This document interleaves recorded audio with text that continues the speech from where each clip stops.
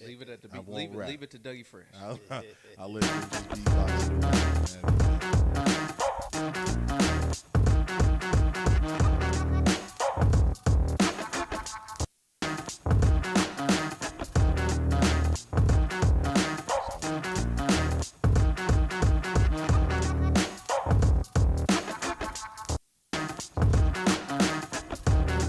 And thank you guys so very much for tuning in to another episode of About the Night, episode 50. You know how we do, man. We in the building tonight. Thank you so very much for tuning in. Please don't forget to hit that like and subscribe button.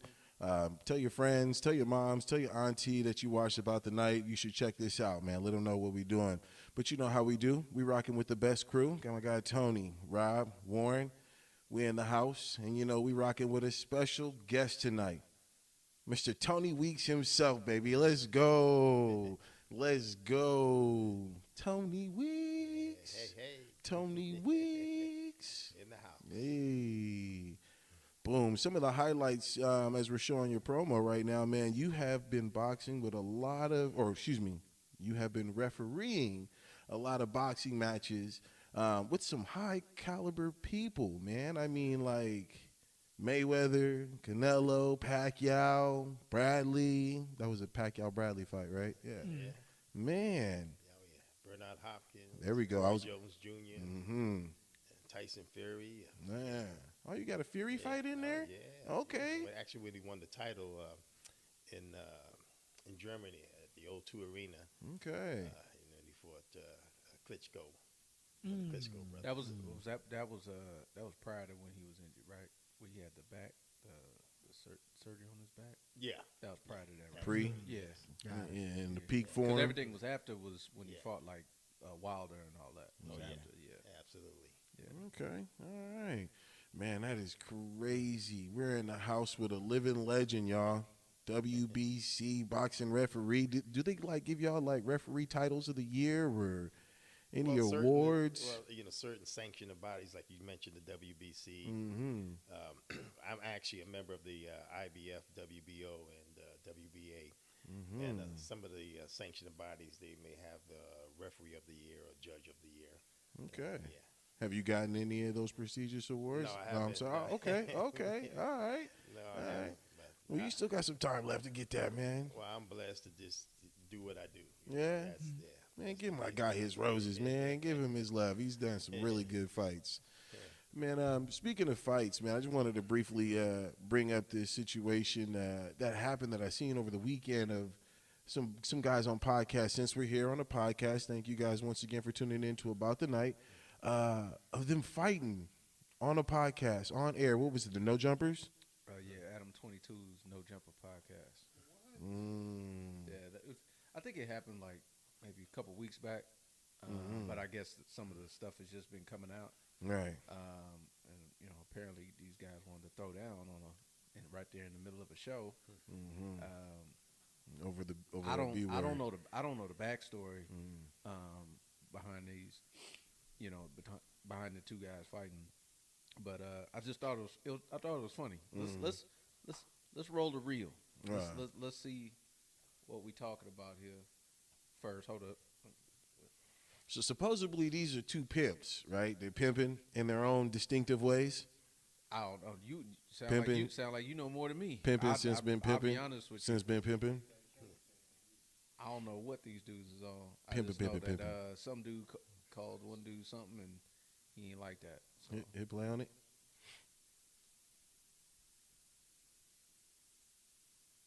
You ain't got no hoes.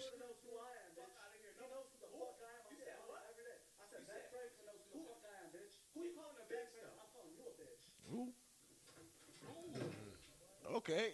Look at Adam's reaction, bro. He's like, man, I don't want no part of this. Get me up out of here. Get me up out of here. You can't really see the. Why They were baby hits. So they were baby hits.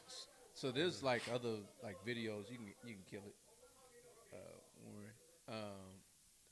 I seen the original video where it's not blocked out. Mm-hmm. I think the one that they posted, they blocked it out just because of the violence part. Right. But I've seen the one with it. Yeah, dude that was sitting down, He got the worst. He was getting hits. He was getting hit. I call him baby hits because I wouldn't, obviously we're talking about MMA. When you get into those types of positions, you're seeing knockout blows being thrown, like people going to sleep type. He was throwing a few baby blows, and he was, fending them off with his knee and his arm, In a podcast that he released later, he stated that he got his licks in. I didn't see him get any licks in. Hold on, the dude that was sitting down. Yeah, he said. What licks? He was licking dude's knuckles.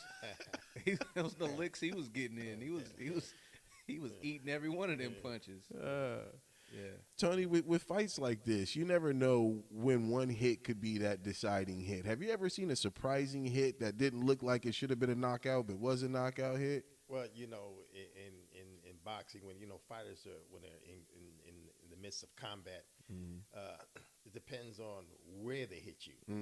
For example, you can get hit on your temple, and that can knock your equilibrium off a little bit. You can get nipped on your chin, and glass jaw. That could put a fighter down. And I've seen some fighters take some hard blows. They're like, wow, how did he take that? So it's very interesting when you're in the ring, you're up close with those guys, and you see everything and you hear everything. What's going on? Right. I will say this: you mentioned hard hits, and I don't think I've ever seen a referee come out with a bloody shirt like yours. I couldn't tell if it was sweat, blood, someone just threw some water on you. You couldn't tell if it was sweat. Man, it was all red. That was the real deal. Yeah. That was the real. I mean, it's like they say, you don't play boxing. Right. I mean, that's the perfect illustration of fighting. And what was interesting?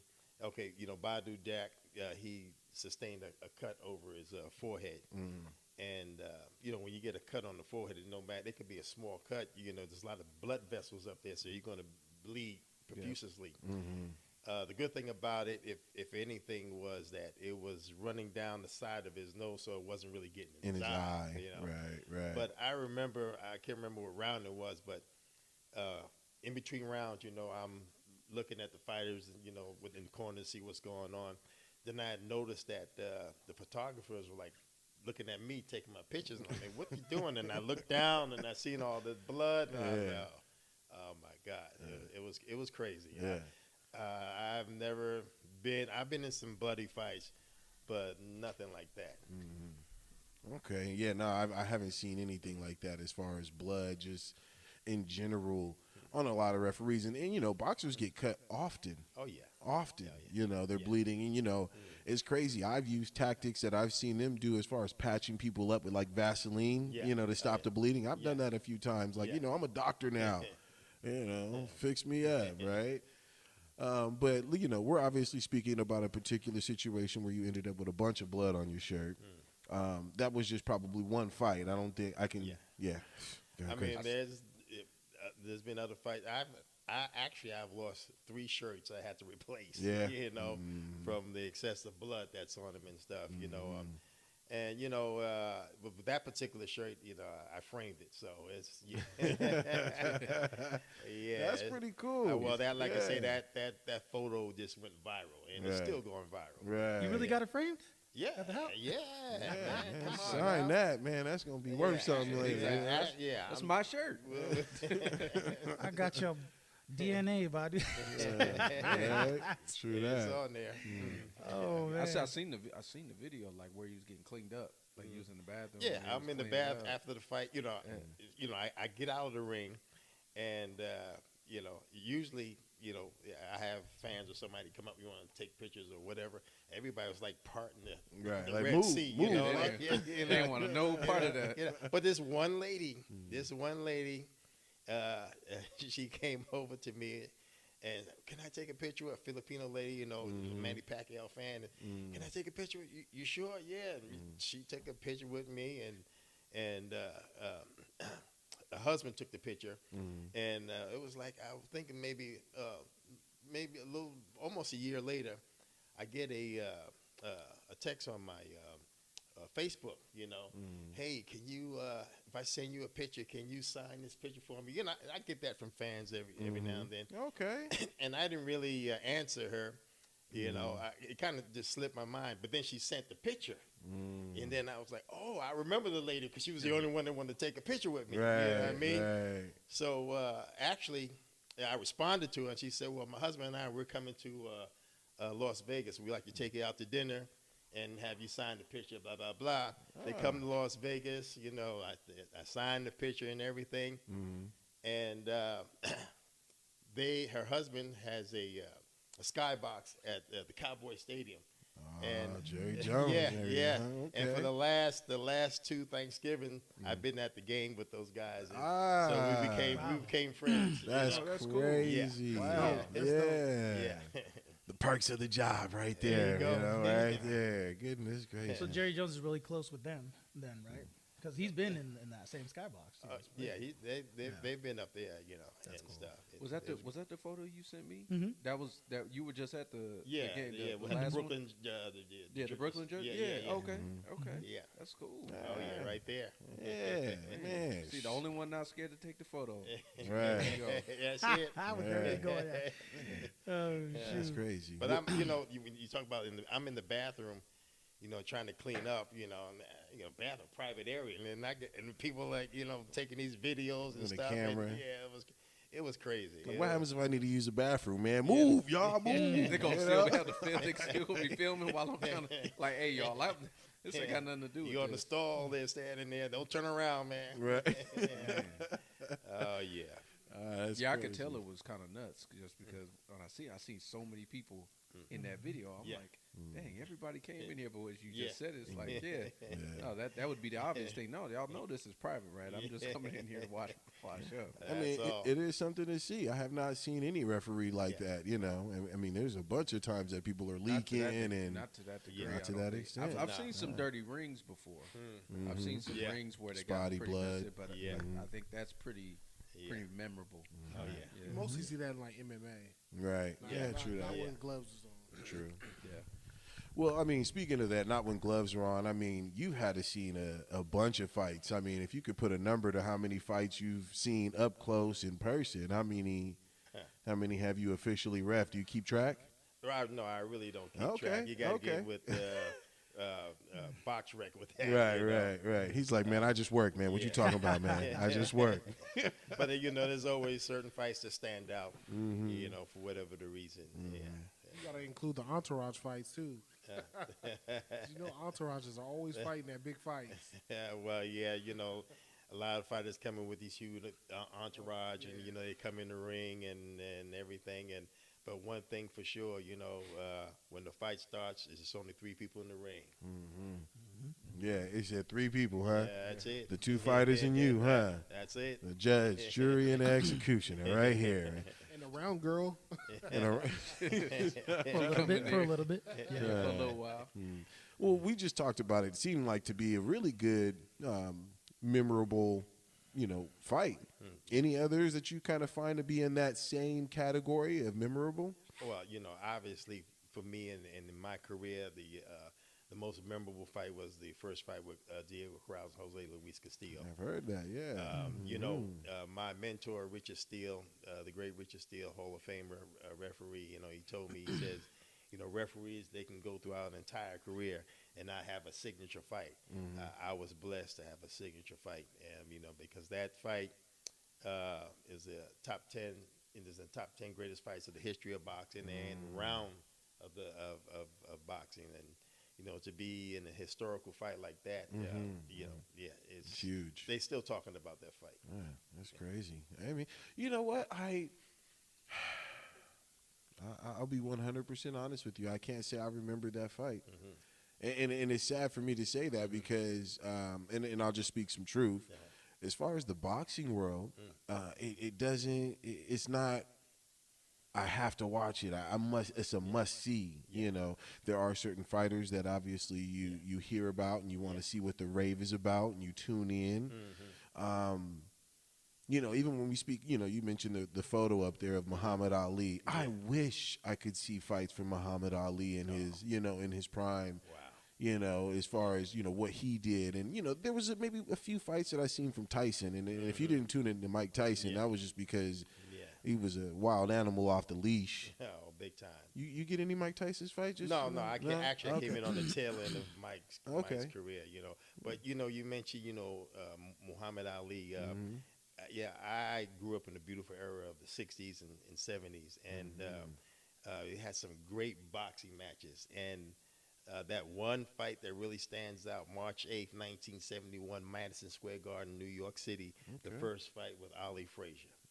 That was an event, and it was, you know, the build up to the fight. You know, it just gives me goosebumps even talking about it right now. I mean, this particular fight, the world stopped to watch. You know, they had wars that literally called the truce just to watch this fight, and like, I'm mad at you. I'm gonna put my gun down to watch this fight. Yeah, you know, and it definitely lived up to the hype. Right. That was a different time. I think it was more, especially you talk about Ali. It's almost like it wasn't just like another man he was fighting. No, it was you're fighting a society, right, and a certain outlook. I think that was. I think that adds on to the mystique of that. You know, when you look back on it now, you understand how much pressure he was under. And then you think about with Frazier, too, just how much pressure these guys was under at that time. These guys ain't dealing with no type of pressure, in my opinion, compared to what he was dealing with while he was fighting. I mean, during that time, and the polarization was really high. Absolutely. And, Ali, being in exile for 3.5 years, his title being stripped away, and he was truly the people's champion. Right. Is this the fighting Boombaye? No, New York City. Oh, New York. Yeah, okay. Boombaye was the fighting with George Foreman. George Foreman. That's right. My bad. You're right. Zaire. So that was powerful. And that's what you say. You know, I've always been interested in boxing, and especially, you know, growing up during that era and watching some of the great fights, the lightweights, Duran, Hearns, Leonard, all those guys. You know, it was just a great era of boxing, and you know, I never had any idea that I would be doing what I'm doing today. You know, when something comes to you, that's the blessing. Right. And it came to me, and you know, I happened to be a natural at it, and you know, everything just went from there. You know, it's still so surreal to me that I can't believe I'm doing what I'm doing. Right. Seeing the world, meeting people who I grew up watching, and they know me by first name, and it's crazy. Yeah, it's a good feeling. You know, speaking of staying on that, you know, it's documented. You know that. You know, you talked about it that you aspired to being a boxing referee. You know, came from in the prison. Yeah. And explain a little bit more on that experience and how you started. You know, when you first started kind of going down that road of going towards a career of boxing. Well, absolutely. At the time, I was working in the federal prison in Phoenix, Arizona, and I was a recreation supervisor at the time. You know, being in recreation, I always the type of person who thought outside the box. And what I mean by that is I didn't, you know, I put on the traditional programs, you get your basketball, baseball, and things of that nature. But, you know, I've always, you know, I had the leeway to think outside the box. And at the time, we had an inmate there that was a boxer, and one of the trainers from the outside was interested in training him when he got out. So we got together and we spoke, and I arranged for him to come up to meet the inmate. And something just clicked in me and said, you know what, why don't you bring some fighters up, and we'll set the ring up there in the rec yard, and we'll have some sparring match. We'll make a whole show of it, you know. And then I arranged that for the inmate himself to spar one of the fighters, and kind of make that the main event.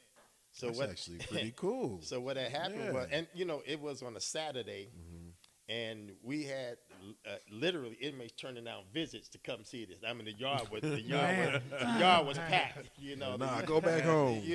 Go back home because you have to understand. You know, I don't want to go home yet. I'll go back tomorrow. this has never happened in the federal system. Right. And in the state system, they have some boxing programs, but it's never happened in the state system, and it never happened since. So, we brought the fighters up, set the ring up there in the rec yard, and the guys got upstairs and they started, sparring. And then it dawned on me, I said, oh, man, I didn't get a referee. And when you do something in a prison setting, you have to have control of what's going on. And I guess out of curiosity, I just asked one of the trainers, hey, you mind if I get up there? And he says, no. I get up there and I started doing it, and and it was like instantly I fell in love with it. Like, I want to do this, and make a long story short, one of the trainers, Beto Martinez, who passed away some years back, but he asked me, have you ever done that before? I said, no. He says, well, I think you should do it, man. You got good natural movements. And actually, he took it a step further and called the athletic commission and said, give this guy a shot. Right. And the good thing about that is I got it on tape. And I can look at it now, and I don't look too much different, so I can see what he saw. Yeah. I just had to learn the rules and regulations. All right. Right. He said, I look the same as when I was 20, baby. Come on now. You see this? You see this fade right here? We were talking before the show, man, about trademarking that cut right there. You got that on lock. You know what I mean? I got a great barber. Yeah. Yeah, no, I'm serious, man, because, like, there hasn't really been a lot of high-top fades, and it's all about bringing swag and swagger to the hair, you know what I mean? And not a lot of cats wearing a high-top fade that's recognizable.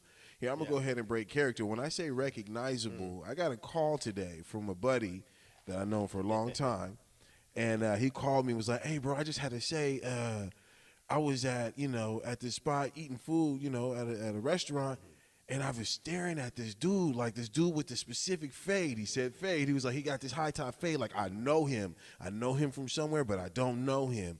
But he was like, then I seen your partner on your show. He's talking about Tony. He's like, then I seen him. And I was like, it kind of clicked, but it didn't click, And then he was like, it's crazy because I was staring at him the whole time. It felt awkward. He said, then Tony's kid dropped the plate on the floor, and I started laughing. Me and Tony locked eyes, and we started laughing at the same situation, Yes. And so he was like, it didn't dawn on me who he was until he saw the little Instagram, promo that we had. Follow us on Instagram about.the.night. And he was like, dude, I was sitting in the same restaurant with Tony Weeks, recognizing who he was, but not putting the clues together. I noticed him looking too. That's what's funny. You noticed him looking? Yeah, I noticed it too. I was like, was he standing like behind a bush or something? No, he was by himself. He just kind of went and just sat down over in the corner and just got by himself. But I noticed he just kept like looking over at us and stuff. And that's funny too, because I could be with someone or be around people, and they could notice, other people, looking at me or pointing, or, do I know this guy or that's him, whatever, Yeah, when I first started, I had what you call a Caesar's haircut, real short, and cut this. I had the waves and everything, and I don't know. I just decided, to bring back the old school fade, and I've been, wearing that ever since. And you're on stage, like I say before. There's 3 people on that stage, and You one of them. Yeah, and people can recognize you from your style, the way you ref, or the way you look, like you say with the hair, because I get that all the time. I remember you got the fade and the part on the side, so. Yeah, I'm going to keep this. That's what's up, man. Trademark it. What's crazy, Tyson had the same kind of haircut too, though, right? After a while. Before, he kept it short, too, though. He kept it short in the beginning and then towards the end. Yeah. No, but you're right with the part, though. I know what you did. Right. Yeah. Same one, yeah. He did. Very true. I'm going to switch it up a little bit here, man. Obviously, I can't keep my composure, all right? Look, I'm a huge Creed fan. Huge Creed fan, all right? Like, Creed made me actually go back and watch the Rocky series, which I actually, you were a part of one of those too. I was actually, had a small part in the opening scene of the last Rocky movie. Rocky 6? Rocky 6. Yeah, no, it was called Rocky Balboa. Rocky Balboa. Yeah, you're right. You're right. Yeah. That was a 6-1, I think. Yeah, but that was the one where he was older Right. And that was the one that had that iconic scene when he was talking to his son. Yeah. That one was good. Yeah. That was a good one. But my thing is Creed made me watch those. Okay. You know, and then I noticed, I was like, oh, wait a minute. Wait, oh, there he is. And then here you are in this new upcoming movie, Creed 3. The reason why I started watching Rocky as well, man, that's huge, man. From one lights to the other lights. I mean, talk about that. How you feel? Wow. You know, actually, prior to that, I was in the movie Southpaw. Oh yeah, which I played myself as a referee. Southpaw, so that's like left-handed, left hand. Yeah, that was the one with Jake Gyllenhaal. You know, and you know, when I got the call, prior to that, I had operation on my knee, and when I got the call, I hadn't been in the ring for over a year, and I was like, well, you know, I'm not going to turn this down. I'm get in there and let's see what, you know, I bandaged this up, you know, looked like the mummy, and you know, and got in the ring, and you know, everything went fine. But you know, Michael B. And God, the other brother, I can't remember. Michael B. Jordan, Jonathan Majors. Jonathan Majors. You know, they were phenomenal. The boxing technique in there was great. I mean, it didn't look phony. It didn't look. I mean, because a couple of times they got nicked in there. You know, like they was actually swinging. It wasn't. You know, but no. Movie magic love. Right, and it helped me because. You know, I played off of them. You know, I had certain lines they wanted me to say, but you got some lines. Yo, you better believe it. Yeah, let's go. That's how you get paid. Yeah, I'm gonna say something. Let's go. You know what's crazy is because look, Creed 2. You know, you don't really notice the referees when you're really doing it, but the one in Creed 2. Actually had a recognizable referee as far as the first game, Danny Wheeler versus for the belt. Yeah, he was. What's his name? You know his name? Which one? Black guy, gray hair. He's a recognizable. Well, they had two of them. We had Robert Byrd. Was it Bayless? And Kenny Bayless. And Bayless was it. But Robert Berg. So that's the one that I actually recognize, and I can say I actually try to mimic his words. Why is because he was speaking Russian as far as the numbers. You know what I mean? Like, ooh, you know, Satori. Like I remember, and it was simple as him saying numbers in Russian, but I remember him and his face in that role just for him saying that. So, you know, I don't care if you're just saying 1, 2, or 3. You know that. Make it memorable. You know? You know, the thing about, you know, they bringing in recognizable people. Right. You really can't have an actor play a referee, you know, because they don't really know, you know, how to move and how to react in certain ways. But they want these fight scenes to be really authentic. So they bringing in people were actually in the fight scene, the referees, the announcers, the trainers, cut people, so that really, you know, give that realistic feel to the fight scenes. And like say with Jonathan Majors and Michael B, man, those guys were in phenomenal shape, and they really ran it. I was on location in Atlanta, Georgia for 2 weeks. You know, and you talking about you working 12, 13 hours a day, and you know, my role is very physical. Right, so it was a lot of work. It was definitely a lot of work. I have a question about so when they're telling you to do things and you have a script. So for instance, like Southpaw, when I was kind of watching it, there's certain things that I'm like, wait, man, my dad wouldn't have done that. Like, do they tell you, hey, just do what a referee's supposed to do, or hey, in this scene you're gonna do this or you're gonna do that? Like they tell you exactly what to do, or they take advice from you. Or do they take advice from you? Well, both. You know, so like I say, you're right. Okay. Back, like I say, they may have you, you know, say something. Like, for example, if a fighter is being fouled or getting cut, they want you to come over the corner. Hey, keep the punches up, or keep it clean, something of that nature. Right. Okay. But I was just flowing off of them, you know. Okay. So everything was just natural, you know.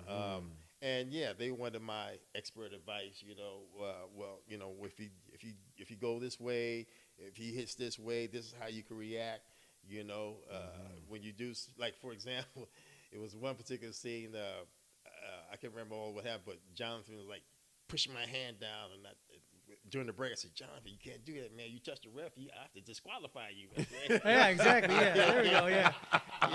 What you say, Warren? Keeping that real element. Get him up out of here. Get him up out of here. Get him up out of here. Get him up out of here. Cut that, you know what I mean?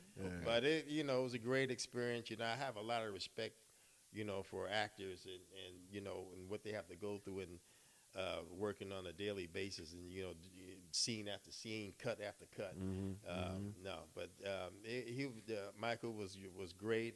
Jonathan was great, like I said, and you know, you're gonna really enjoy this movie. Yeah, man, I am. Yeah, I can't wait to see it. It's kind of hard to top the last story because I even watched it again today. I watched it probably like 100 times. Creed 2, still get goosebumps at that fight at the end.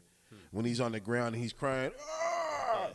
and he looks up at his wife and she's like, "Get up," and that's all he can hear. And he's like, I get goosebumps. I feel his pain. You know what I'm saying? Oh yeah, I feel his pain. Let me ask this. You know, so with those 3 movies that you were in, kind of a little bit on the spot, which one do you felt adapted best to the realism of actual boxing, in your expert opinion? Really, all 3 of them. Really, all 3? Yeah, Really, really all 3 That's of them. good. You know, because like I say, most of it was I was just ad-libbing and reacting off of them. So, you know, you had to do something realistic for me to react to it in a natural way. Dad, we can't accept that. No, you got to pick one. Which one did the most? Hey, For those who don't know, father son. You gotta. For those who don't know, Which one is the most? I can tell you which one paid the most. No. Hey, whichever one that was the best. that one. was the best one. That one right there. The contract is better. That one. That part. The paper had me pleased. Oh man, no. I mean, like I say, you know, it's really hard to pick because you know it's like in regular boxing. Every fight is not the same. You know, you know, you come in. You know, you have your brawlers, you have your boxers. Yeah, you know, you have your rough fights and what have you. But like I say, in all the fights that I was in as a referee, I was really impressed, you know, with the actors and their ability to make it realistic. That's good. That's what's up, man. Yeah. I think also, and you know, it's funny. I mean, we haven't seen Creed 3 yet, but it's any indication from the first 2, that the first 2 were Amazing. were really good. Right. I like the first one better than the second one, but I feel you. I love the first one's story, moral wise. but I think that those other 2 films, the Rocky Balboa, the Rocky 6, the 6th installment, and Southpaw, were really good films. Yeah, forget just being a boxing movie. Both of those movies are actually good films. And so now the fact that you are part of those, and most likely Creed 3, we definitely going to check that out when it comes out. It looks like you might be 3 for 3 on that one. Right. Good boxing movie. Right. What day exactly does it come out? March 3rd. Yeah, March 3rd, okay. March 3rd, 2000 or 23rd or 23. 23. They try to do the 3-3-3. Oh, so they That's doing it. the 3-3. There you go. There you go. That's pretty nice, man. Definitely go see it in a theater near you. Just You for a ain't even ton seen of Black weeks. Panther yet. You ain't gonna go see it. Why you hate on me, man? I did not tell the public that. I told y'all that in private. In private. Now y'all making me look bad. Rob is our very own Rotten Tomatoes. I know, right? God. Yes, I haven't seen it yet, but I'm working on it. I'm working on it. Work harder. Yeah. I work every day, okay? All right. Anyways, but in general, I want to really touch on a subject that is a little sensitive, and I'm not going to lie. And I apologize for it being sensitive because every day that you go out there, you put yourself out there for any type of critics and criticisms, even if you're not even trying to put yourself out there. Even if you just got a regular Facebook page and you post a picture of yourself and there's haters out there that make you feel bad. I'm talking about myself. Anyways, but I want to talk about instant replay in the game of boxing. And I say it that way because, you know, NFL is my sport. And I will tell you, before these instant replays and calls from New York, they really come in, it's like it's a night and day difference. I want to say it was the Saints-Rams game where there was like a personal foul that should have been called but wasn't called. Pass interference. Yeah.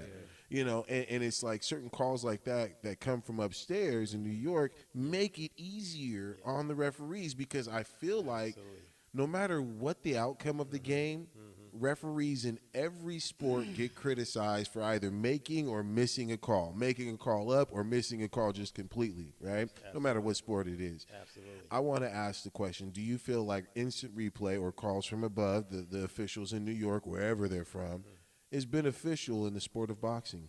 Absolutely. I think that one thing fans in general really don't look at us, when I say us, officials, referees, what have you, they don't really look at us as being human. And what I mean by that, we have to get it right every single time. Right. And everybody knows when you have the human element in the game, you're going to be subjected to mistakes. So, you know, with the implementation of instant replay is a perfect solution, because the bottom line is you want to get it right. Right. That's what You know, that's the bottom line. You want to get it right. And it does alleviate a lot of pressure on the referee. Now, we don't, you know, because we have instant replay, you know, we don't use it as a crutch, like, oh, no, I can call it. Watch and, it. You know, Right. no, you know, we're still on our game, you know, because, you know, your reputation's out there, you know, regardless of what. But I give you an example. I was doing a fight, and the guy got hit with a right hand, and he went down, and he went so far down that it looked like his glove hit the ground, you know. And any time, you know, anything, if you hit with a clean blow, and any part of your body touches that canvas besides your soles of your feet, it's a knockdown. Right. So I called it a knockdown, you know. And actually, the replay guys was, and this is in real action. The replay guys, they thought, oh yeah, that was a knockdown. But when they saw it on the replay, his gloves were like that much off of the ground. Off of the ground. Right, you know? right. So how can you really see that and judge that? But they got it right, and that's the bottom line. You know, it's getting it right. You know, they were able to correct that. Oh yeah, absolutely. Right on the spot. You know, Okay. no, we have the rules in play. You know, because when I give the instructions in the dressing room, I inform them that, you know, we have the instant replay, and how we do that is if there's a foul or like a knockdown, or was the punch caused by a cut or a headbutt, you know, they have these yellow lights that go off. And that's an indication for me. I'll check it out. Right. Well, I do like the mouthpiece rule. I wait till there's a law in the action called time, send both fighters to the neutral corner, go down and look at the replay, then come back up and let both fighters know what the outcome is, and we resume again. And then that gets relayed to the judges. Yeah. And everything, so they got the Yeah, score. so they know, hey, no, don't count the knockdown, or whatever the situation is. Yeah. So instant replay is technically already in effect, just in a little bit of a different manner. Right. Yeah. Actually, you know, not every state has it, but we use it in the state of Nevada. Oh, okay. Yeah. Okay. Yeah. And that's interesting too, because, you know, especially for someone like yourself in the profession of being a referee, you know, that's always been, it's a little bit difficult to swallow. You know, some people is on the different side of the coin. They don't like the fact that there's instant replay, because they feel like, you know, that maybe, you know, nullifies their job or their position or value to the game. Oh yeah. But as you said, the most important part is getting the call right. And Right. I know baseball, for the longest time, they was dragging their feet, because you know how baseball is just the old age and pastime. They don't. Oh, yeah. They did not want to go to that for the longest time. Very true. And you know, refereeing, especially in baseball, is really specific, just because every ball and strike, Right. you know, and things like that. So it's almost every single pitch could be considered a replay. Yeah. And I think that was how they was looking at it, because they started with like foul balls and stuff like that, like, oh, if the ball did go foul, that type of thing. But they've incorporated a little bit more. Right. Footballs and basketball have kind of gone the route of the teams have the responsibility of challenging. Yeah. Do boxers, No. like, they don't have the ability to challenge? This is pretty much just all The coaches can't. the coaches can't call. Do you see that ever happening where they can make a challenge? Like if they saw something like I really don't see it. I mean, because everything's gonna be coming from left field. Hey, they're gonna be challenging everything. Right. No, Yeah, I can see that. And it's just certain calls that we use the instant replay for. You know, whether it was a low blow, like I said, or was it a knockdown, was it a cut caused by a punch or a headbutt? Yeah, you know, something more clear cut. Decisive. Yeah, absolutely. I almost feel like if they do, they would challenge it on point aspects. You know, Right. things that cause a point. Good then you point. could challenge that. Good You know point. what I mean? Point, like it'll take a point from you, or that's what exactly. you're saying. Yeah. See, I've always had an idea with referees. Like, I know we're all fans of teams, basketball teams, and our team's been on the wrong end of bad calls. Is that the Niners you talking about? Niners, I mean, Lakers, Kings, everybody. Oh, you said the Lakers are trying to just because y'all having a horrible season? But what I want to know how you feel about. What? I always felt like, you know, at the end of the game, coaches got to go up in front of the media, athletes got to go up in front of the media. Let's put refs up in front of the media, you know, because I feel like some of the calls change the game. It's like let's get some of the media asking questions like, what did you see there? Why did you make that call? Yeah. So how do you feel about like going up in front of the media and answering questions in the face of the media? Well, you know, really, you're in a no-win situation. When talking to the media, Right? You, You on know, that. Okay. you know, really, the media or people in general really don't understand our job and what we do. You know,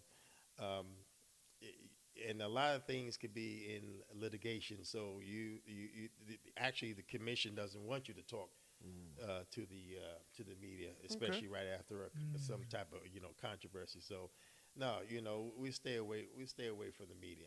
I think that's for all of them, because I don't think that's any interesting. sport. I didn't know I that. don't think any sport. No, that you don't. I didn't know hear that either. any Yeah. press That's- conference for any type of referee, and I could. Yeah. And as you just said it, I think that comes down to that. Yeah. Sometimes it's going to be a gift and a curse in that Yeah. situation, because you're constantly either contradicting or you're constantly second guessing your own thought, your own skill set, that type of thing. So I guess that can definitely come into play. And as you stated, I think there is a human element to it, and there's going to be those things, Absolutely. And I keep referencing baseball. I played baseball, so I reference it a lot, especially with balls and strikes. That's such a big thing. Like what's Everyone a ball, what's a strikes strike, and you're literally having to, and every referee's different, Right. Because Every there's strike zone is some umpires in baseball, they call it low. Like, so let's say that they might have a particular umpire who, he's a low strike caller. So really the rule book is set. Yeah. You know what I mean? But then because that referee counts it like this referee counts it like that, for yourself, I would ask, do you think that that's the same for you in boxing? Do you have different referees that may call it a little bit different based on their experience in the ring? No, we try to keep it uniform. Okay. Where everything is pretty much the same. You don't want to you don't want to confuse fighters. You can say, well, this ref said he calls a blow here. Right. Everything is universal. We go with the unified rules of boxing, which goes across the board. If we're done on that subject, I do have a question about that.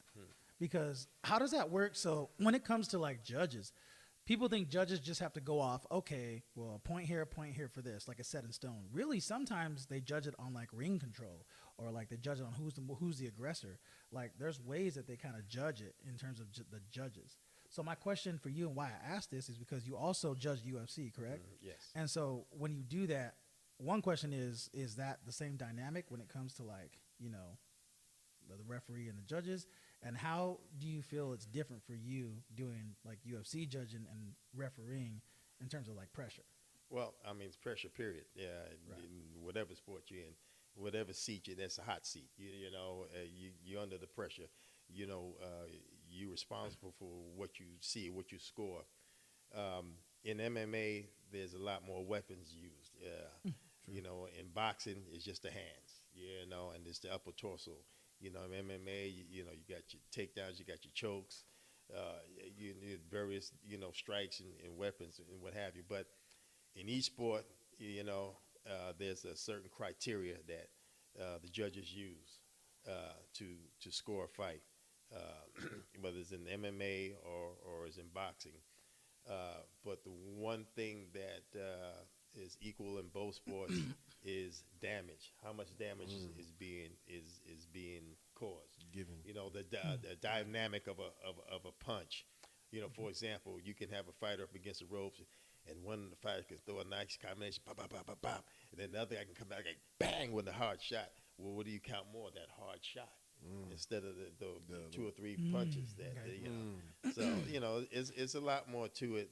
Like I say, that the general public don't really understand. What the scoring criteria is, and how we looking at the fight, and also you have to understand that judges sit in various positions. You have a judge A over here, Judge B over there, and Judge C over here.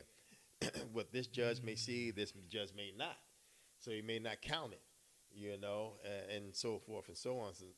So there's a lot of variables. Is that the same? And real quick, is it the same in boxing? So in boxing, they have them in different areas, just like in the UFC, they have them in different areas. Oh, absolutely. wow, I didn't know that. Okay. Absolutely.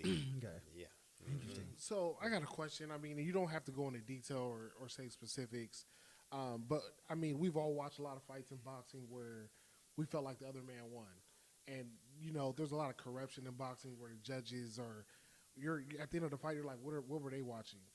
Have you ever been a part of a fight where you refed and you felt like the wrong person won the fight? When I'm refereeing, I don't really concentrate on who's winning and who's losing. I obviously understand the flow of the fight in terms of what guy is taking more advantage of the other guy. Because that could determine me stopping the fight or what have you. Absolutely. But as far as judging a fight like a judge would, I don't have that concentration. I'm focusing on the fighters themselves and maintaining the rules and regulations and the safety of the Making fighter. sure they're safe. Yeah, that makes sense. Okay. Yeah. That was a really good question.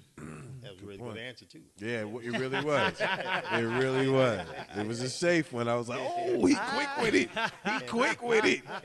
He been here before. He like, you ain't getting me. I've been around the block. I've been around the block. Not today, buddy. Not today. Let me go ahead and speak about that. Obviously, we're already in those sensitive subject. Looks like you're ready with the quick answers here. Let's talk about some recent trends, which are the Jake Paul brothers. Or Jake Paul brothers. I can't say Jake Paul brothers. It's just the Paul brothers. There you go. Because it's Logan and, what's the other? Logan and Jake. God damn it. And in general, they have, I've never known them to be in boxers whatsoever. Let's just be 100% real. I thought he was like a TikToker or like a gamer, right? Yeah. YouTuber. Yeah. But in general, he a boxer now. He's laid out a few people, whether it was real or not. He's laid out a few people, in the industry. So do you feel like if you have the proper amount of money, proper amount of time to train, that anybody can get the same results? Or do you feel like, is this a bad question to ask? Do you feel like maybe he has something special? Well, I mean, I really don't, follow his fights, but he's obviously out there doing something right, and he's making money. Right. As long as all the safety rules and everything is in place, anybody should have the opportunity, to get up there and make a living, so to speak. I don't knock him. He's doing what he's doing, and it's obvious he's been successful at it. Like you say, he's been in there with some well-known fighters and done well. So, it sells and makes money. Right, very true. Right. And you actually mentioned it earlier, and I wanted to really touch on it. You mentioned the Ali fight in New York. You mentioned, like, everything was good, even the pre-show, right? And I find that to be important because if there's no pre-show or any drama, why are we going to tune in? You know what I mean? Right. That's true. You have to have that drama, the pre-show. And the Paul brothers, I believe they do that. I recently seen somebody challenge him after he won a fight inside the ring, and, he's like, you come here, you come in now, like, you challenge me. And, he kind of sat back and didn't say anything. Yeah. I have been seeing a lot of that lately. Have you? I wouldn't say in the world of boxing I've seen that, but have you seen, once they win a fight, they go challenge somebody that they really shouldn't challenge? Have you seen that attitude? Or I don't. Well, in terms of somebody that really shouldn't challenge, right? Not really, Shouldn't challenge. Right.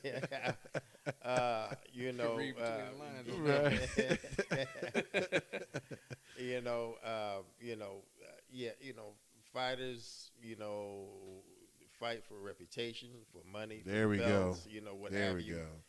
And for legacy, for history, you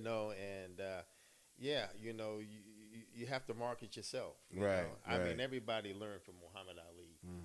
Market yourself. Right. And whether people love you or hate you, they come in to see you. Right. So that puts people in the seats.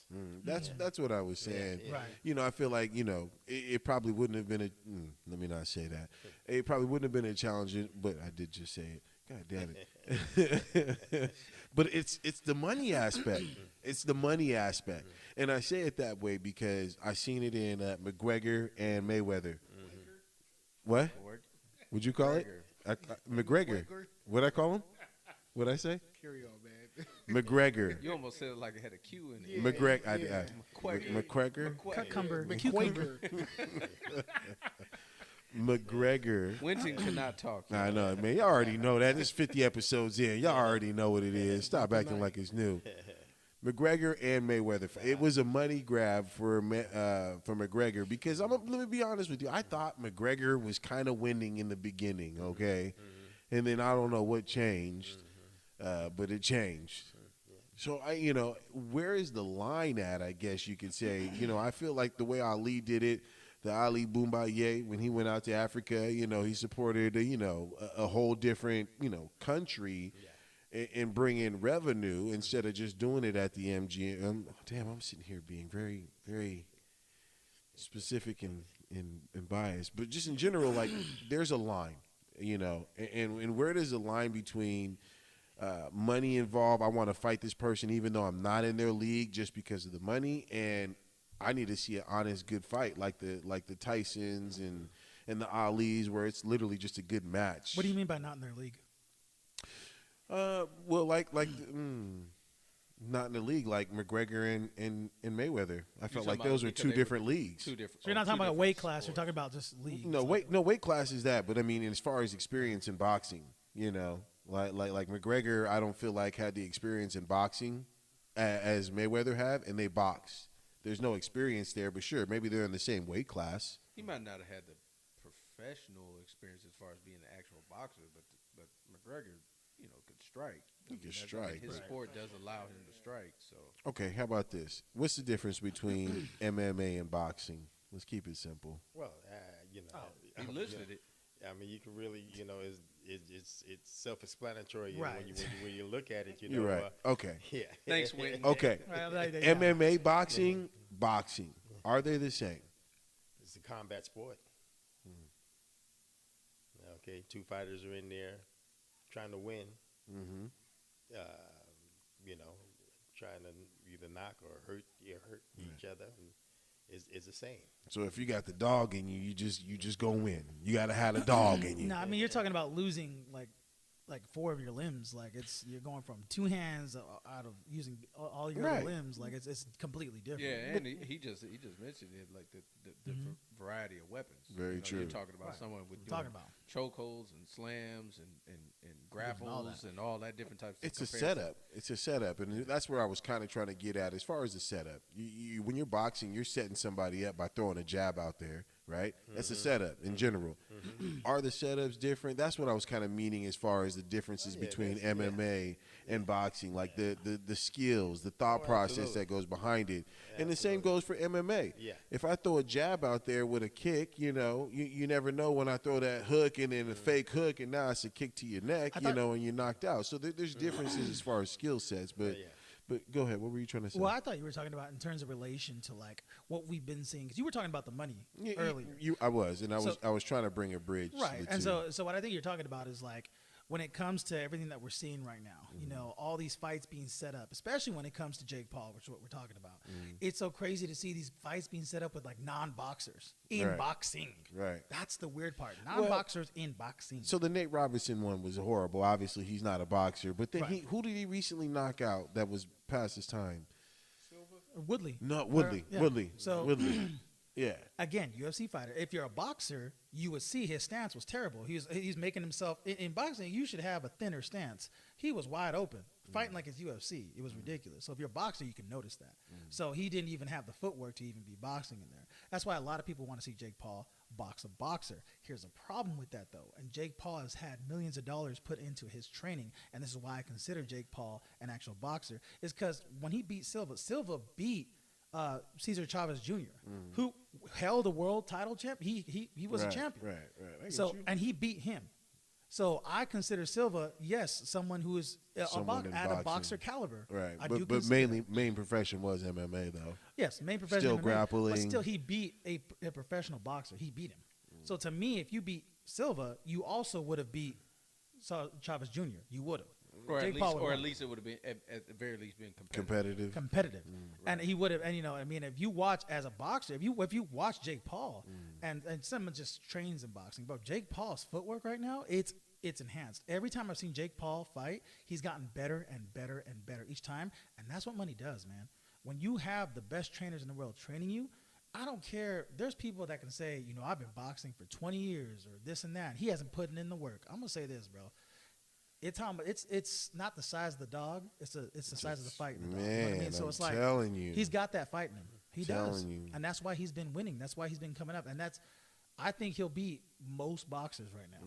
I think they use that though. If you just being honest, you know, they're attacking his credibility because he doesn't have the boxing pedigree. That's why. And there's a boxing pedigree that he's got you that know, will, in a more traditional sense. You know, the way you gradually progress through the sport, and you know, took your licks early on and started, you know, progressing up and things like that. And I think what Logan and Jake have done has been unconventional. Right. And I think some people just don't like that. People think they skipped. Right. They skipped to the front. And even if that's the case, even if you do feel that way, I don't think there's nothing wrong with that. Right. I think that where it comes, I think the one part that I would say that would bother me, because I can understand that if someone is on that traditional side, that's their opinion. Right. Like, you know, this is what we've been used to. I don't think that they're necessarily wrong. A lot of work, a lot of conditioning. But the part that I do have an issue with is that I feel like people are just hoping and wishing for him to fail. And I feel like if he takes a loss, they're gonna basically say, "Look, see, he had no business doing it." And I'm like, I think that's the wrong message, because just because he took a like, so basically he got to go undefeated forever. No, but like for him to be credible, would he fight a professional boxer again? Would be another question. Yeah, so I think it's more so his path, the path he took. Right. YouTuber to boxer, people don't respect it. Right. You know, it's respect it. And people that are like been doing it since they were kids, went through the Olympics, you know, been grinding, was amateur, then went to pros. I think they look at it as like a slap in the face. You know, it's like, dude, you ain't a really boxer. But there should be another aspect to that. It's who you're getting trained by, which he has millions of dollars to do that. Yeah, but for him, I think it's more like, to me, it's more entertainment that I see that. Which he's bringing it. He's bringing that. Obviously, he had the money to afford those people to get him where he's at right now in boxing. Right, he's on the money train. You know what I mean? The money way. He's smart in how he does it. The whole pre-gaming and being flamboyant for people Mayweather to see. was the villain. But Look what happened. Yeah. Look what happened. But it gets real when he fights a real fighter. Like, dude, he recently called out Canelo. Like, dude, you don't want no problems with Canelo. Nobody wants no problems with Canelo. That was Canelo's. Oh, I love Canelo. Woo! Careful with that. We doing a lot of talking. I know. I want to let Mr. Weeks. What was the question again? He's like, what was y'all went crazy? No but comment. I will say this though. I don't want him to comment. I want him to be able to ref the fight. I know, right? Facts.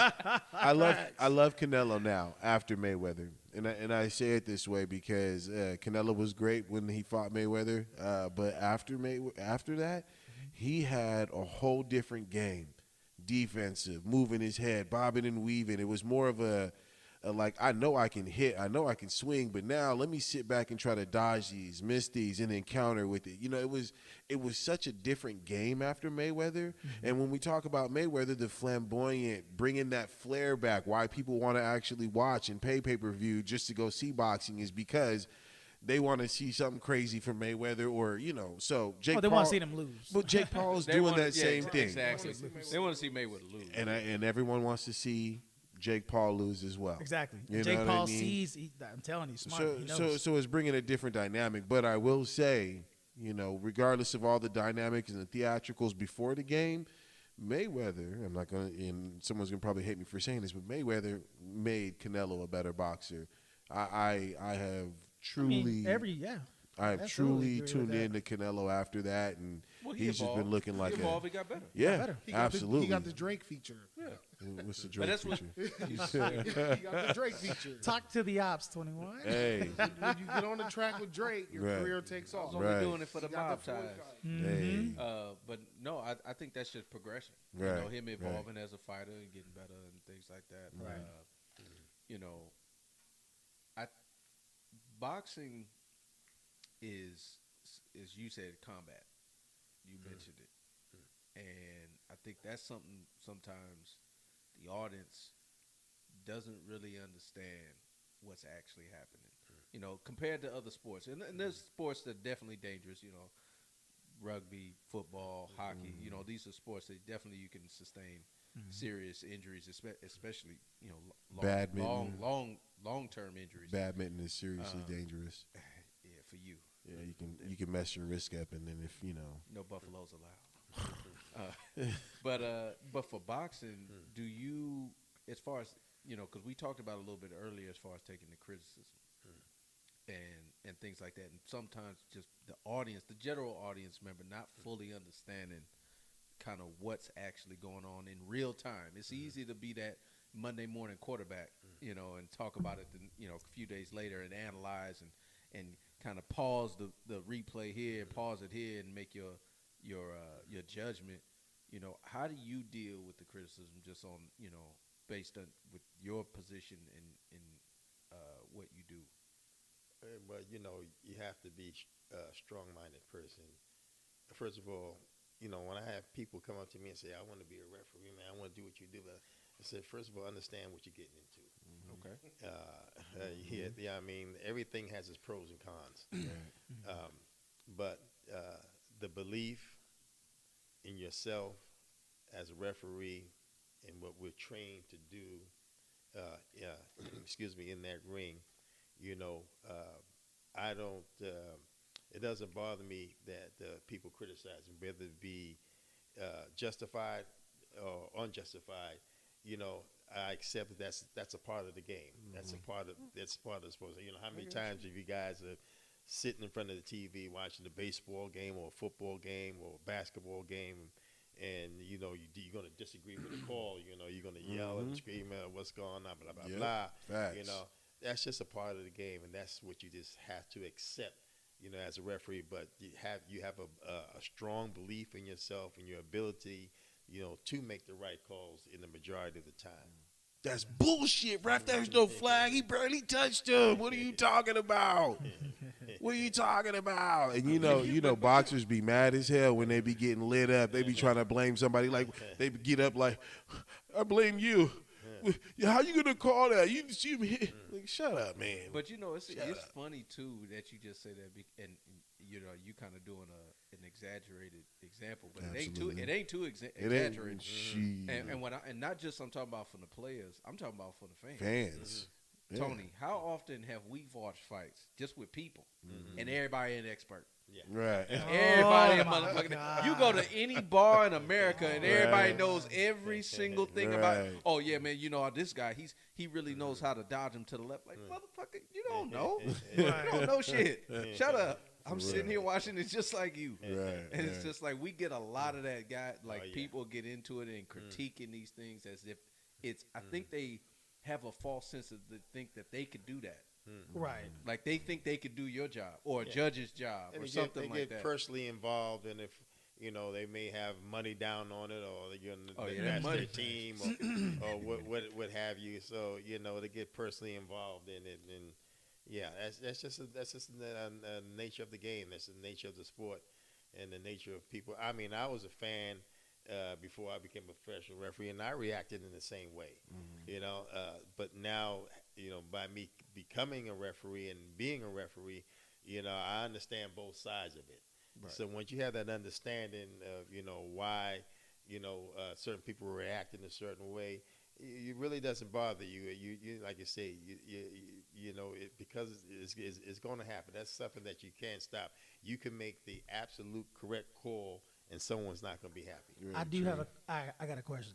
This is, and you don't got to answer. It's really personal, actually. So like when I talked to Mom, right, and she told me one time. Oh like, shit, you got really personal. Hold on, man. So, hold on, let me hear what happened. Family drama. No. And it actually gives a lot of respect for when I watch my dad in the ring, like, and I see him do certain calls. I'm like, man, that's crazy. So she told me there was a time. I don't know what fight it was. I really want to know what fight it was. She said you got so mad, and it's so crazy what after you told me how you became a referee. But my mom told me about the time you guys were watching a fight, and a man was beating him, and the ref didn't stop it. He didn't make a call, and the man ended up dying. And she was like, I've never seen your dad so mad. He went off and blah blah. And I was just like, and she told me that's the reason why you were like, no, I want to be a referee, this and that. So like, can you kind of like elaborate? Like, was that Creed Drago? That wasn't Creed Drago. No, but it's like it was crazy when Mom told me. I was like, damn, like. No, actually, I don't remember that one. Mm-hmm. What I remember, which I thought she was going to say, was that we were watching a fight. I can't remember which fight it was, but I was so into boxing. And we were sitting in the room, and she takes off her blouse and everything, and I'm not even noticing her. I'm watching it. I'm watching the fight. That's the only thing I remember. I don't remember it, anything of that nature. No, you cold, Mr. Weeks, you cold. I mean, I was really into the, and You're like, when the fight's over, I'm looking at whoa,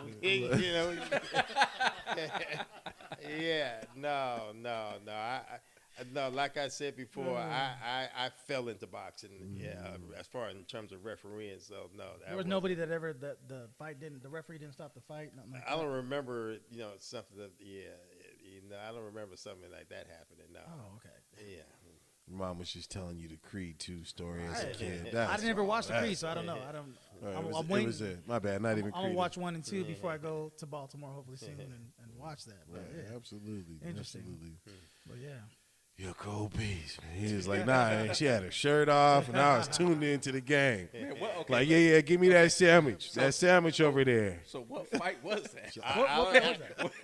What had your attention so much? I can't remember what the fight was. Oh, you forgot. But I was into it, tunnel vision. Yeah. No, that's me every Sunday. I won't lie. I won't lie. Same. I did want to show something, something that I had stumbled on. This is it's not super old. This was maybe a couple years ago. I stumbled on shortest fight ever. Mm-hmm. Really?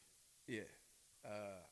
And I was like, man, hold on. What do you mean shortest fight? So I'm thinking I'm thinking Mike Tyson, something in the situation, knockout. A knockout. Like, okay, this was 10 seconds, 9 seconds. We're not about to see a knockout right now? No, Why you spoil it already for me? No, so we're going to play this and let's see how everybody reacts to this. He goes in there, shakes his hand. All right, I forfeit. Oh, I've seen this actually. What the fuck is that? Just as the opening bell rang, Harper, who was all set and ready to box, oh, he like, dude. He like, I ain't fighting you, bro. You tripping. Howdy, 5,000. I ain't finna let you hit me nothing. Harper got scared of his opponent until Harper himself came out publicly and revealed the truth. He alleged that he walked out of the ring as a sign of protest because he's not getting paid enough to fight and he wants respect. However, his actions disqualified him and he lost the bout in just 1 second, making it the shortest boxing match ever. Interesting. Bro, you getting paid, bro. He said not getting. Well, that was okay. I mean, that's. I can understand the meaning behind not getting paid enough. You know, it's a We professional. don't even know if that's true. I mean, by the but way, you that's getting that's a good paid. excuse to give. True. Very true. Is there a relief for you when that happens? Are you like, well shit, that was easy? You still got paid though. Your bottom line. Right. That's what I was gonna say. Yeah. I was gonna say, hold on. I I'm still got my paid, payment. man. Yeah. I showed up on time. Mm. Have you ever had something like that where a fighter left the ring? No. Like decided not to fight? Nah, it's the first time I ever seen something like that, and it's nothing ever. It has never happened to me. You know, no, that was crazy. That was unusual. Yeah, because I was like, when I saw that, I'm like, hold on, did he just because the size there was a size difference, dude. Is much taller. But he was bigger though. He was a bigger guy. Buffalo size, Buffalo Soldier size, right? But he jetted out of there, man. Like he had a jetpack on. He had a tea time he didn't want to miss. He walked out of there though. I could tell there was some type of underlying message behind it, but to say you're not getting paid enough, man. If you're getting paid to be a professional athlete, and if you're not happy where you at, then obviously you move yourself up in the ranks, you know, or you don't sign up for the fight in the first place. Or just win. Oh no, my thing is this: whether it was a win or loss, you bring out that protest after. Right. You don't protest your own fight. Right. And You wasted time, like and Right. the intricate details of how many people got their time wasted for this fight that geared up. You talk about, you can go down the line, camera crews, judges, the referee, all these people that was prepared for this fight. Right. You left them in the dust, but as you stated, I still getting paid. My thing is, yeah. It's your dignity as a man, like really is what it is. Like you still got to go in there, and it's so crazy seeing something like that because you know how we are when people step. Even if somebody steps in the room and goes, theoretically, if you were to fight, let's say it's a 7 foot, 300-pound person walked in this room, like if you were to box in, would you win? Our dignity dictates, well, I'm gonna fight him. You know what I mean? At the very least, I'm gonna fight him. Take that L like a man, right? So it's like to me, it's so crazy as a man that you would just walk out. So. I mean, so I completely believe him that that's the reason why, but I'm like, you still should have fought him as a man. Like, it's like, that's just crazy, like, to walk out. But, that's a different story. Yeah. Anything crazy like that for you? Any one-round knockouts that you've been a part of? There's been a few one-round knockouts, TKOs. Yeah, but like I say, nothing like nothing like that. Hold on 1 second. That's definitely the shortest. No, that wasn't even, bro. Yeah. They didn't even get to the middle of the ring. Question here, and this is just me, me not being tuned into all boxing, I guess. Do you ref all fights, undercards included, or do you just ref the main event? Well, it depends. If I'm doing a big main event fight, I just usually like to do that fight. But some referees like to have a little warm-up fight, a little 4-rounder, 6-rounder, what have you and stuff. But, which is cool too, because it warms you up for a fight. Right. The bad thing about that is, sometimes you might get a rough fight, and stuck there for a minute. Yeah, but no, in general.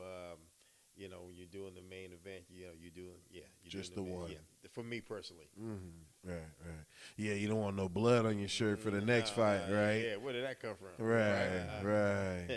Okay, all right. Well, you were touching on it just a minute ago about kind of someone up and coming, wanting to be a referee.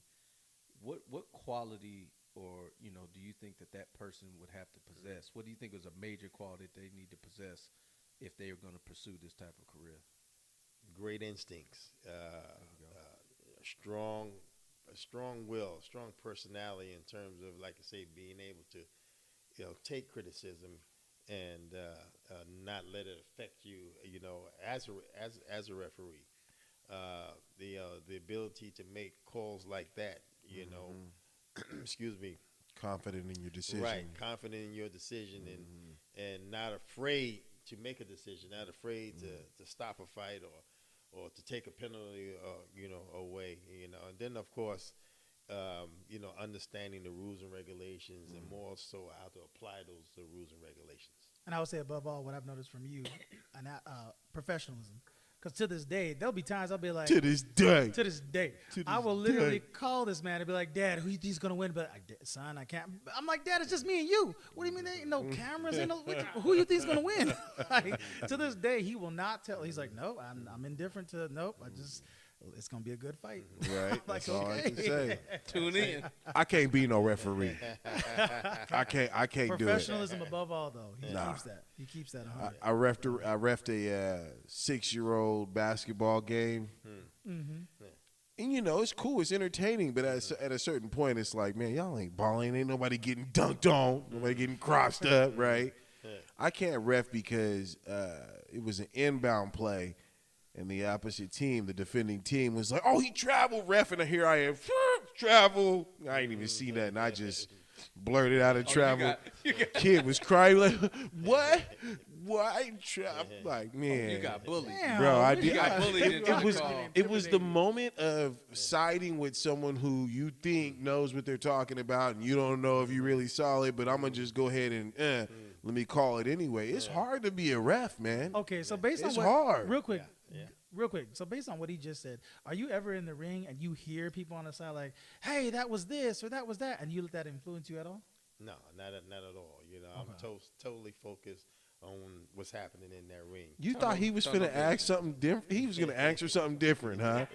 You thought that on this show. He's like, yeah, man. The dude in the second row, man. He paid me like $20. He's not you. He's not you, Wynn.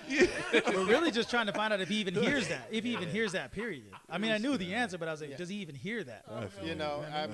There's times where you can hear things, but like I say, I don't react to it. I don't respond to it. Right. My level of concentration is so high. Mm-hmm. A lot of times when I finish a fight, I'm more mentally exhausted than physically exhausted. Yeah, I hear you there. Stuff. So no. So I want to speak on like the perks of the job a little bit. I mean, you've done some big fights. So, I mean, in big cities. So, I mean, do you get invites to like the after parties and stuff like that? Oh, yeah. Man, you didn't just hear this man was in a suite with Jerry Jones at the Cowboys game? But that was a picture. I'm talking about what's the after parties like. 'Cause we would all. Well, that was a like natural 10. relationship that developed. True. No, Very true. No. We don't get involved with any of the after parties and stuff. And just speaking for myself, like I said before, I'm more mentally and physically exhausted a lot of times, and I'm so hyped up, from the fight. It's a strange feeling. It's really a strange feeling, because for 12 rounds, you're just so focused. You're on pins and needles because anything can happen. The action is so fast in there, Then when the fight's over, it's like you're trying to unwind. You're trying to calm down, and it's a strange feeling, And I go back home, and sometimes it takes me a while to go to sleep, just to relax and stuff. But we don't get involved with that. Even private parties that don't. You don't have people there from the boxing community and stuff, and that's just me. Like I say, I'm there to work, do my job, come home, and I'm good. I hear you there. Let's stay one last thing on that, and this not necessarily for referees in general, but it's because you're so frequent with fighters, spend a lot of time around these guys. All four of us work security. We've all done security. What's crazy is I was literally thinking about saying the same damn thing. And same page right there. Good, we in tune. Yes. And we know fighters. And my grandfather was a fighter. Okay. He was a boxer. And he would there were stories he would tell my dad about how him getting challenged, just being out. And we know this. Fighters and stuff like they get challenged. In a lot of these spots, in nightclubs and bars. What is your opinion as far as fighters frequenting these places, and how is this something that they should be consistently at bars and nightclubs when they're actively fighting or pursuing a career, knowing that that's what the trouble is? Well, I can't really comment on what somebody should do or shouldn't, a fighter should do or shouldn't do. It's up to their discretion. Where they want to go or what they want to do. When you're up there in the limelight, you're always going to be susceptible to the public and their opinions and what they want to do and how they're going to react to you and stuff. So it's basically up to the fighters and doing what they want to do and protecting themselves, from the public. Fuck it, I'm going to say Nate Diaz is a dog. Dog. Inside and outside of the ring. Don't fuck with the man, all right? Don't fuck with the man. That's what I was going to say, man. We all do security, right? Yeah. And Nate Diaz came through the spot one night. You talking about District 30? Damn, fool, you're not supposed to say no names. You call it by Mish Murdy. Come on, bro. Call it by its proper name, You're bro. the only one that can say that. Mish Murdy, all I don't right? even know how to say that. Mish Murdy. Mish Murdy. Anyway, he came. You don't even call it the real name no more. I don't. Hey, man, go ahead and meet me up at Mish Murdy. What? What? Mish Murdy, bro. You don't know Mish Murdy? Come on, man. Y'all out here slacking. Spot. Anyways. He came through, all right, and he's a cool dude. I don't want to sit there and bash him, but there's obviously been videos of him walking in an arena and slapping some dude's cup in his hand and flinching at him, and homeboy was, he didn't slap his cup, excuse me. He flinched at homeboy, and homeboy lost his goddamn beer in the air. In general, the man is a dog. He don't care. He ready to fight at any time. Cool night, casual night. He was chilling the whole night. And then a fight broke out. And let me tell you, it had nothing to do with him. But let me tell you, this man was the first one out there like, what? What's going on? Let's go. Who's ready? Like, I was like, bro, they ain't got nothing to do. I think it's a female fighting. It's a female. Like, you good. Just go back inside. Just chill. You'll be all right. But I say that because some fighters do not have a light switch when it comes to fighting in the ring for money opposed to casually fighting because you love fighting, and I think that's where I was going at, and I'm sorry for obviously saying names. You didn't say the name, right? That's the most important part. But in general, like some people are really just those dogs inside and outside of the rings, and it could hinder their career or it may help escalate it.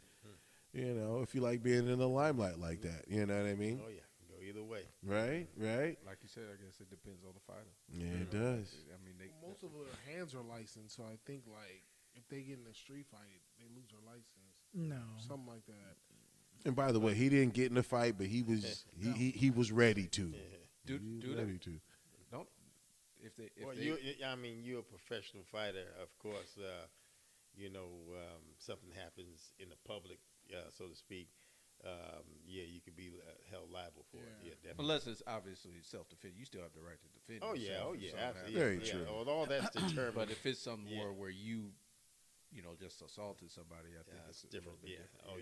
Even in the self-defense, it's based upon what the media wants to put out there for the people to see. And they the lightning rod, they the ones that are there. They're gonna, the media's gonna flock to that story, or they're gonna spin it the way they want.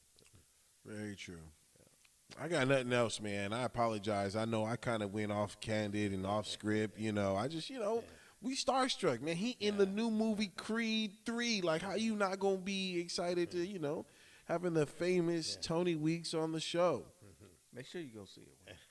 Definitely make sure you go see it, Mr. Tony Weeks, go ahead and, let the people know if you have anything that you're promoting, any type of, charity or just your Instagram, yourself, put your Cash App out there. Fuck it, put your Cash App online. Somebody give you $1,000. Well, definitely. Give us $1,000. Well, I have a line of hoodies that's based on Cyberboxer. Which I'm going to put up another link on my personal page, Instagram, and Facebook, being like I say, with being in the limelight with boxing, it definitely has springboard off of other avenues, the movies, like you say, and commercials and things of that nature. Commercials. Yeah, I've done a commercial, overseas commercial. Okay. And getting residuals. Yeah. So I've been truly, like I said, truly blessed to do what I do. Okay. Like you say, boxing referees. Being a boxing referee is not an easy job. It's a very, very difficult job. You have the two fighters' lives in your hand. It's unlike other referees in basketball, football, and other baseball, what have you, where you have a team. You know, it's just you in that ring. So you know, even though with the implementation, like I was speaking earlier of the instant replay, it's still your reputation that's you know, that's on the line. You know, but no, I can say I'm just blessed to do what I do. You know, when people acknowledge me in public, want a picture, want to come up and talk to me, whatever, you know, to me, it's not so much to see me on TV, but they appreciate the work that you do. And, you know, that's a compliment for us, because a lot of times, you know, we're subjected to criticism more than being praised for the job that we do. Absolutely. So, yeah. So, you know, it's rewarding in its ways. And like I say, you know, when I started this, you know, I never dreamed that I'd be where I'm at today. And miracles happen, things happen. You know, the man above will put you in the place that, you know, you belong. Then it's up to you, you know, to take it the step further. Right. He can lead you to the water, but he can't make you drink it, right? That's it. So just remember that Instagram handle of his is going to be TonyWeeks_official on Instagram. So. Wait, that's your Instagram. Wait a minute. No, it's not. It's just Winton. Stop. Okay. It's TonyWeeks_official. So you guys go on there. You'll be able to go ahead and follow him on there. You'll have his link up so he can actually. Hey, you know what face he got? You know that you remember on CNN when the dude said when he was talking about swearing on the Bible, and the dude was saying and the dude said, well, you could swear on another type, but he said, no, I swore on the Bible. And he's like, well, I know that's what you swore on. You can swear. And he was all, and the dude said, you didn't know that you could do that? He was like, that's the face that you had. It's like, wait a minute, what? Well, anyways, definitely go to his IG page, support his hoodie. On every hoodie that you order, he wipes his sweat on the front and the brim, so every time you wear it, you can get some Tony Weeks in, and you know. Well, it's actually designed after that bloody shirt. See? Yeah. Nice. Nice. Get your own bloody shirt. But I just want to say I want to thank you, brothers, for always having me in town. You know, and then I just want to say I'm really proud of my son here. You know, he's really, you know, elevated himself in this career. You know, we talk, you know, we talk all the time, and you know, we talk on a very intelligent level. And you know, for him to be where he's at today, you know, and to be interviewing me, and it's like, you know, wow, you know, so. Really proud of you, son. Right. Man, that's huge. Yeah. That's huge, man. Seriously. Well, Warren, what you got for us, man, on the way out of here? Man, thanks everybody for tuning in. I mean, thank you, Tony Weeks, for coming on, man, and absolutely, and just blessing us, man, with all your experiences and your knowledge. So appreciate you, man. Thank you much. Appreciate you. Rob, what you got for us? No, again, just thank you again for coming on. We really appreciate you blessing the show. And really kind of going into intricate details and so the audience was really paying attention to some of those things that they may not get, some of those nuances that they may not understand, and show a little bit more appreciation to all referees. Any sports, it's boxing specifically, but any of the sports, man. Like, understand them as people. They ain't robots. It's not like San Francisco where iRobot might take over. We're going to talk about that next week. Tony, go ahead.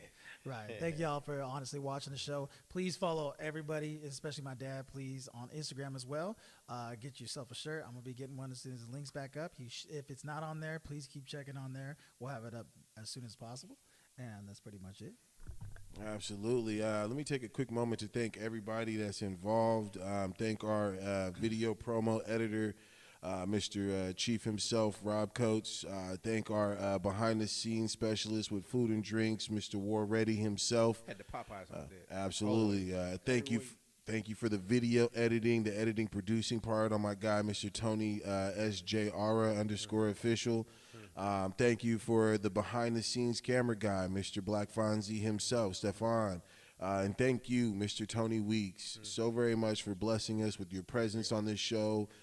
Natural conversation mixed in with obviously a little bit of work, right? You know, it's kind of hard to being personal on these shows nowadays. We want to get straight to the grit, you know. So thank you so very much for being on the show and blessing us with the show. And thank you guys so very much for hitting that like and subscribe button. Share it with your auntie, your mom, your grandma. Let her know about this podcast that you've seen with the legendary boxing referee, Mr. Tony Weeks. Thank you guys so very much for tuning in to another episode of About the Night, episode 50. Thank you. Thank you.